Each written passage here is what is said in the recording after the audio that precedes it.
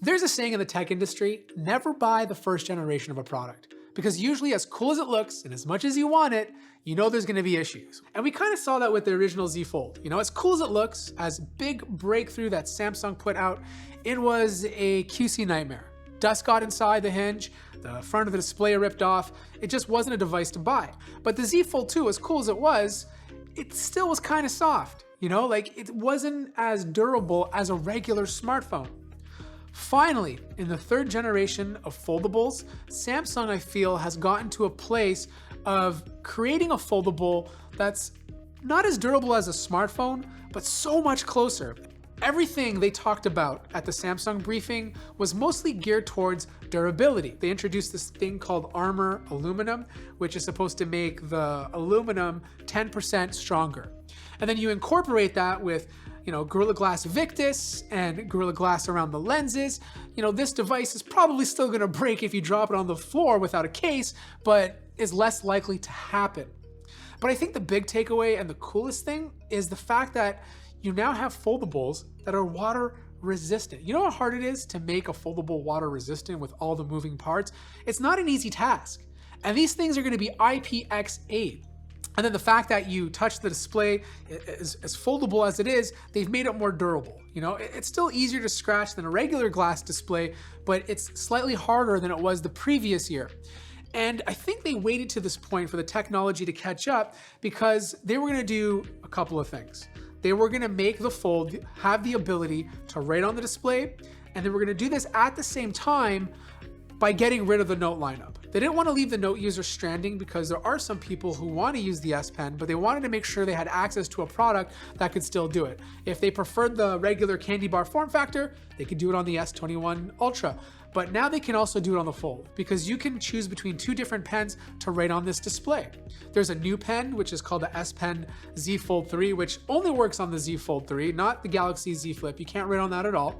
But you can also use the S Pen Pro. This is the bigger one, and this works with like most of the newer Galaxy devices that are currently out on the market. Now, I wrote with the pen, I drew it on the screen, and it felt great. The only difference between like a regular Note is the screen is a bit softer, so it doesn't have that hard surface. And quite frankly, to me, that's better because when you're writing on a piece of paper, it's not hard. There's a bit of softness to it. And I feel like the Fold finally represents a more real kind of aspect of writing on paper. Now, some of you are probably saying, well, what happens if you write too hard? Are you gonna damage the screen?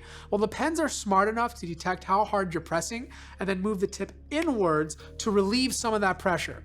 This year, you're also getting 120 Hertz on the main display, which is still 7.6 inches, and you're also getting it on the cover screen. So you're gonna have that high refresh rate. The main display is getting an upgrade from Super AMOLED to Dynamic AMOLED, so the colors do look a lot better, but I like the fact that it's adaptive. The other cool thing is the thinness. It's not like significantly thinner than the Z Fold 2, it's only slightly, and it's a bit lighter, like 11 to 12 grams. You put this in your pocket, it's still gonna feel big. You walk around your friends, they're for sure gonna think you're excited to see them, but at least it's a bit more pocketable than it was before.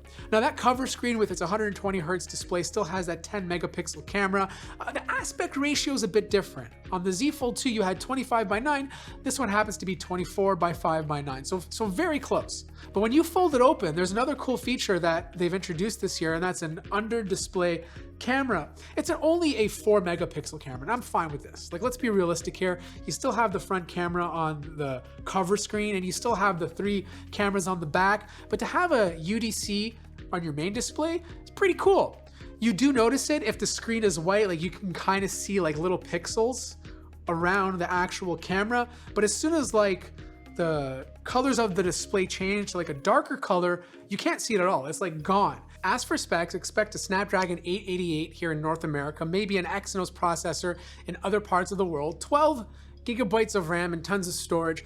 One quick comment on the cameras, you are getting a 12 megapixel wide, 12 megapixel ultra wide, but instead of a 64 or 108 that you'd find on the Galaxy S21 Ultra, it's just gonna be a 12 megapixel telephoto lens. So you're not gonna get that crazy 1 million times zoom that the Galaxy S21 devices offer.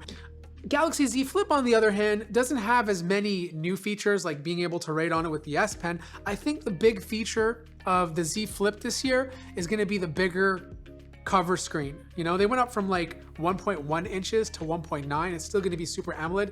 Samsung says that was a major complaint by some of their users, that they just wanted a tiny bit bigger of a screen on the front. It still weighs the same, you know, it's still the same 6.7 inch display. It's a tiny bit thinner, so a bit more pocketable, but all these devices are coming in a bunch of crazy colors. You have access to like green, black with the Galaxy Z Fold 3, and there's like 10 different colors for the Galaxy Z Flip, depending if you buy it directly from Samsung. Now, there's also one thing that really bothered me about foldables, and this is not just Samsung's, it's any foldable that's out there right now, and that's the way the apps react to the screen. You open up that main display, Instagram looks like a hot mess.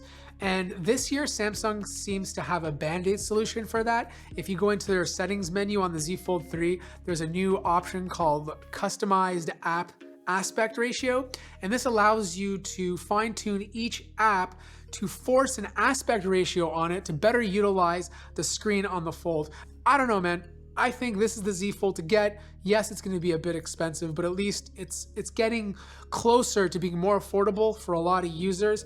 I'm looking forward to getting one into the studio to review it, so make sure to subscribe if you want to see that. And of course, there's links if you want to check them out in the description down below. Like the video if you liked it, subscribe if you haven't already, and I'll see you guys in the next one.